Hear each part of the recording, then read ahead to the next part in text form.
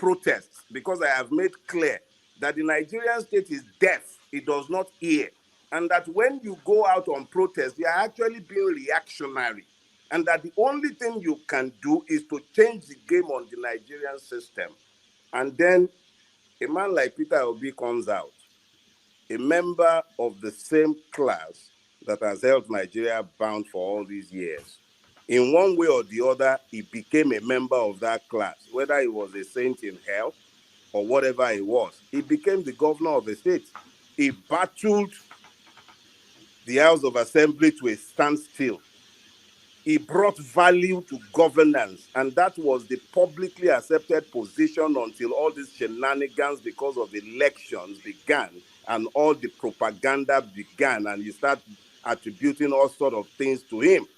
So if I'm going to have to come through the electoral system to gain the changes that I desire, and I find a candidate in the race whose position regarding restructuring mirrors mine, because I had interactions with him personally on behalf of Afenifere and on behalf of the Southern and Middle Belt Leaders Forum, I sat down and I was convinced as to the honesty of his desire to change the Nigerian state, restructure it, and I bought into that.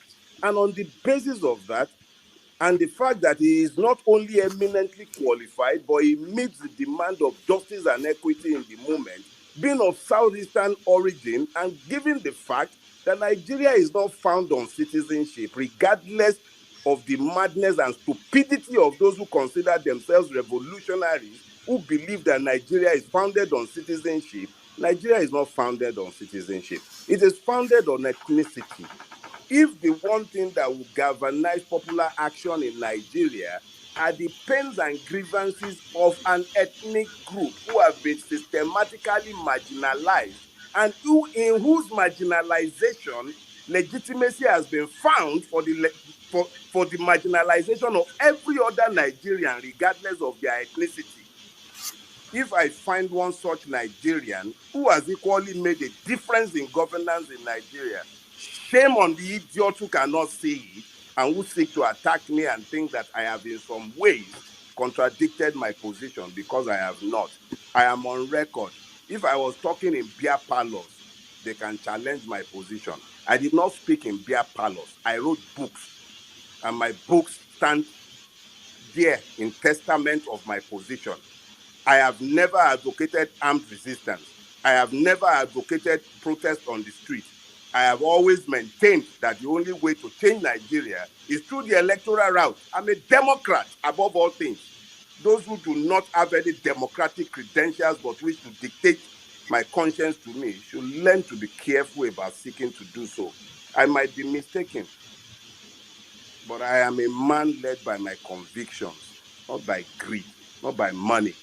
I gave up more than anyone can give me, regardless of what happens in the election. Let's be clear about that. So that's my position. I have not contradicted myself in any way, shape, or form. Thank you. I will have asked you to tell me. Of course, I have endured all kinds of idiots attacking me because they believe they have a monopoly for the definition of what constitutes a revolution and what does not. And I've had enough of it. It's getting under my skin. So it's time we actually dealt with this once and for all. All right. Thank you so much. Now, how has the campaign been going, since you joined? How do you assess the campaign? Put it this way, I'm not a politician. I'm not unless I am specifically required to do certain things on behalf of the campaign, I have pretty much stuck with my own everyday routine. I'm not a politician. I have said years ago that the only weapon by which you might be able to slay the Nigerian monster is by the employment of the truth as a weapon. The truth is both a shield and a sword. And it is all I have ever deployed in my war against the Nigerian state, because this is an unjust state. But I do not war against the Nigerian people. I war against the state that has made sure that all of us are not citizens. So nothing has really changed about my daily routine. I'm a retired lawyer, full-time troublemaker. I take my time. I engage wherever the field of engagement presents itself. I have not changed in any way. My routine remains exactly the same on a day-to-day basis. I just do my own thing and I let other people do their thing. You engage with me, I engage with you. This is us, the Nigerian people, the ones who have been deprived of citizenship, looking for somebody behind whom we can rally to get a foot in the door. I don't believe that Peter Obi will solve the problems of Nigeria, but it will be a start. For a Peter Obi to win, it becomes easy for a Yele Sowore to win in 2027. It becomes easy for a DELE FOROTIMI to raise his hand in 2027 because the Nigerian people would have found their voices and their powers in the legitimate process that is completely legal. So when Peter Obi says Nigeria is like a vehicle with a knocked engine, it was completely correct. But there is absolutely nothing contradictory in him seeking to employ the instrumentality of the system, because you have to play the hands you are dealt. You can sit down and argue against your reality from now till kingdom comes, or you can engage with your reality in a quest to affect it so that it becomes what you'd prefer. So it's always a choice in your own hands, but you cannot bemoan your reality in the expectation that anything would change until you have done something to affect it. Nothing will change. So the man deciding to run, I don't believe it is contradictory, because the same man has said clearly that by every one of the things he has said, because I think he's been a little short on details as to how he wants to go about the restructuring. But if you listen to the things he has said as he outlines his plans for Nigeria, you will see clearly that what he has set out to do are incompatible with the existing system.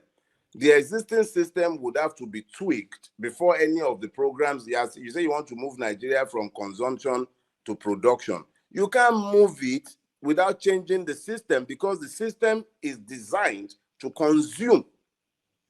So that system that is designed to consume, by the time the rubber hits the road, you realize very quickly that you really can't change that system and that mindset without tweaking the system that is designed to preserve a consumptive culture rather than a productive one.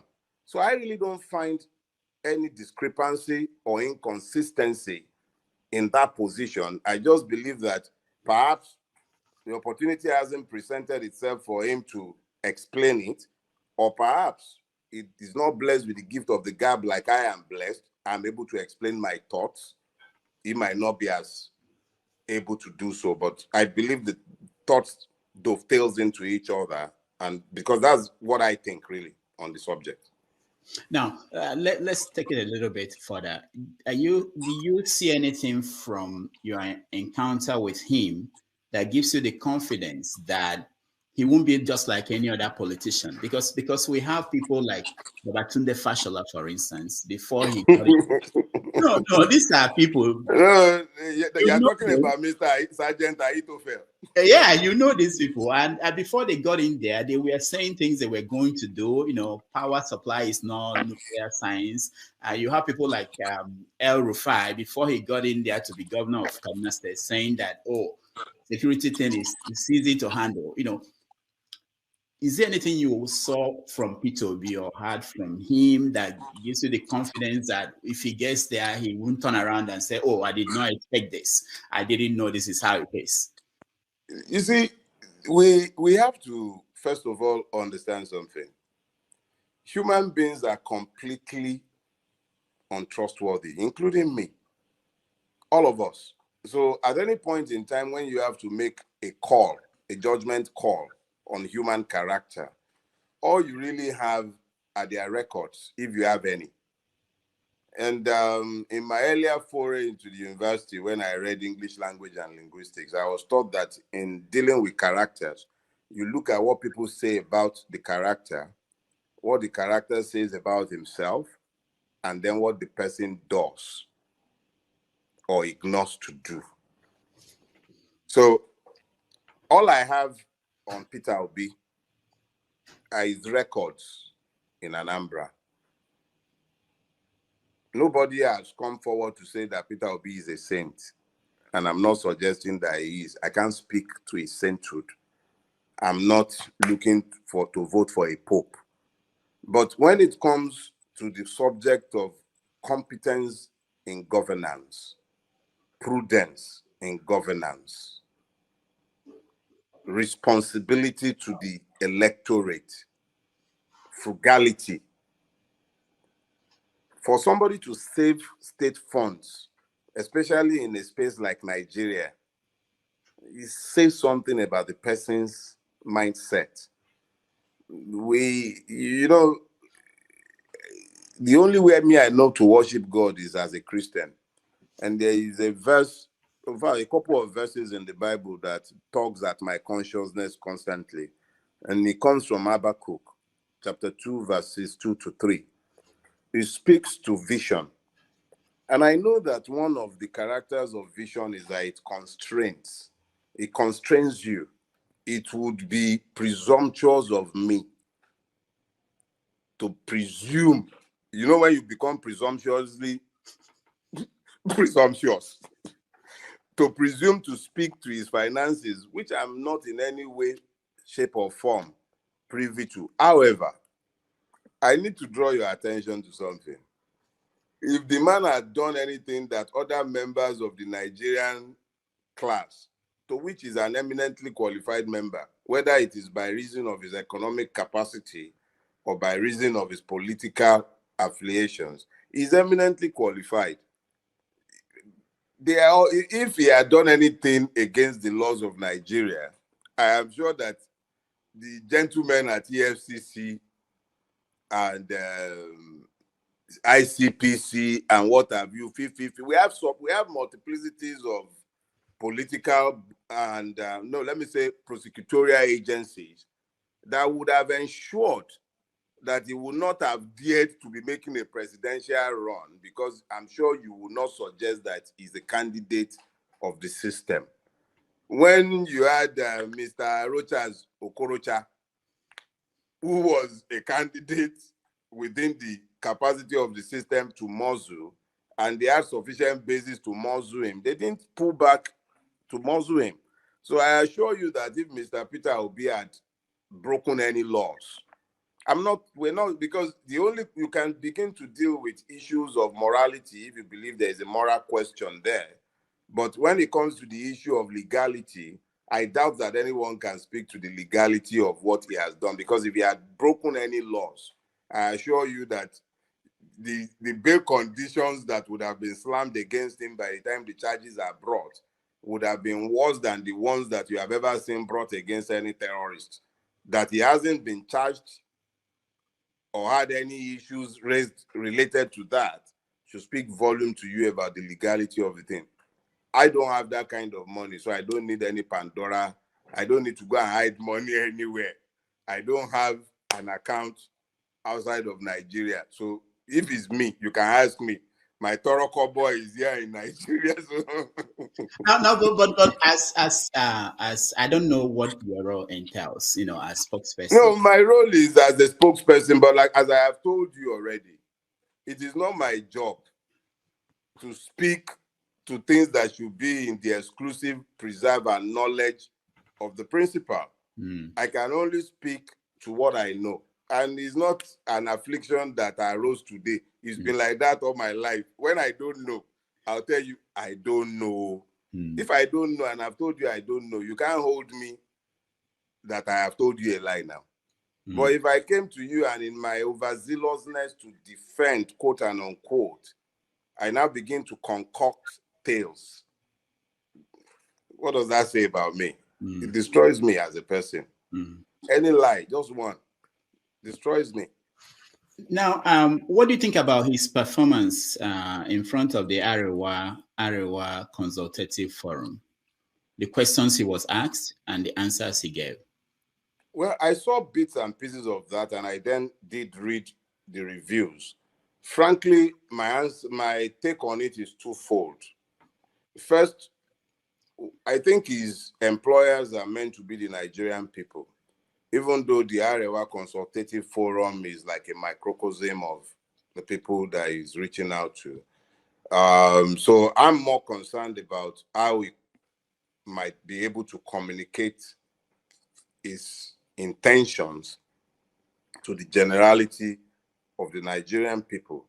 However, I think before the Arewa House, he managed to put his case across, particularly as it relates to the capacities of the northern part of Nigeria to become an agricultural basket for the entirety of Nigeria and beyond. Because he spoke eloquently to the fact that Niger State alone has more land mass than a few European countries, sometimes even combined, including Holland for that matter. And Holland earns so much revenue from agricultural produce, whilst the northern part of Nigeria is incapable of even feeding itself, talk less of feeding the rest of Nigeria. The strength of the northern part is in its land mass, its arable land mass. But that has not been leveraged largely because of insecurity, bad planning at multiple levels, lack of access to the market, just general. I think there is something about us that appears to just want to impoverish the people, and nobody appears to be focused on creating value and wealth for them. So he spoke to that extensively, and I believe it was a well-received speech. Of course, there was the lie by the midget of Kaduna, characteristically so, but that was easily debunked by videos that popped up of he himself giving testimony of how it was orders from Kaduna and from Abuja that had him caged up. So other than that, I think he did pretty okay. It was a pretty good outing as far as I can tell. You just said today that you won't be taking any position. No, I have no interest. Not whilst the 1999 Constitution subsists, except I am given an office designed to destroy the 1999 Constitution and which does not require me to swear to an oath to protect it. If it is for that specific narrow purpose, I'll be exceedingly happy and excited to take it on.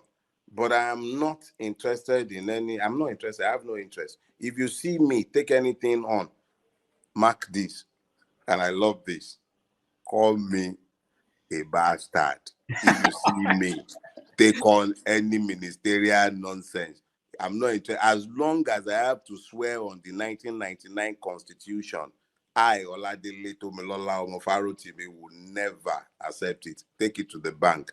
I gave up more to become me than anyone can give me to take that on. Let me play a clip of one of your colleagues and get your take on that and how the team works. Please. In his campaign, go and ask him again, and he will tell you that if there is anybody that his team has been extinguished completely, is that of Atiku Abubakar, who, of course, should have been disqualified by now by going to the north and making a genocidal statement that Northerners should vote for North only. This was what caused genocide in Rwanda, when Hutus were told that they should not support Tutsis because they are cockroaches. Atiku Abubakar went to the north and said Northerners should support only the people from the north, not Yoruba, not Igbo. That is ethnic profiling. That's genocidal statement. Atiku knows he has failed. What he's trying to do now is to make sure he destroys our democracy after he has failed. And he should be called to order. INEC should be implementing Section 97 of the Electoral Act now on Atiku, because that's a criminal offense, trying to profile ethnic and religious groups. So it is Atiku Abubakar that I've always said he is very unfit to be president, and not only that he's unfit, he is now a threat to our democracy. Yeah, I will tell you that those assertions are completely correct. He has used very strong words. Those are pretty strong words. I might not have used the same words, or I might have used words, depending on my mood at the point.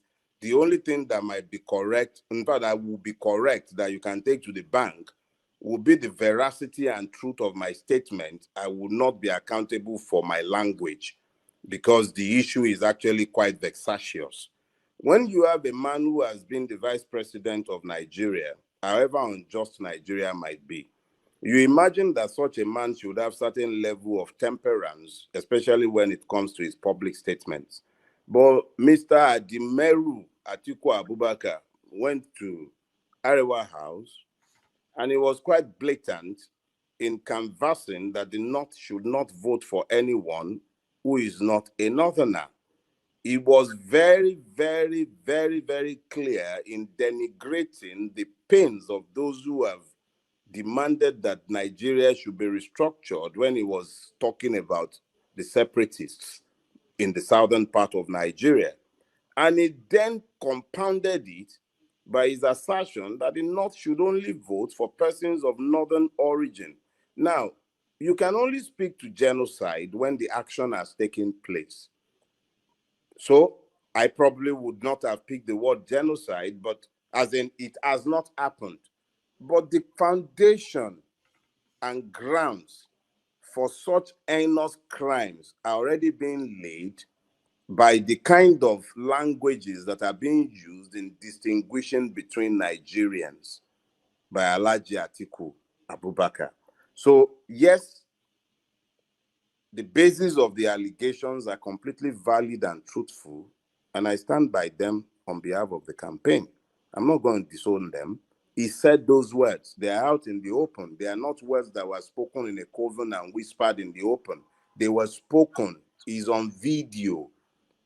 And once you begin to divide people along ethnic lines, you are actually precipitating or likely to precipitate a crisis which might end in a genocide. That is not outside the realm of possibilities given our recent history as a people.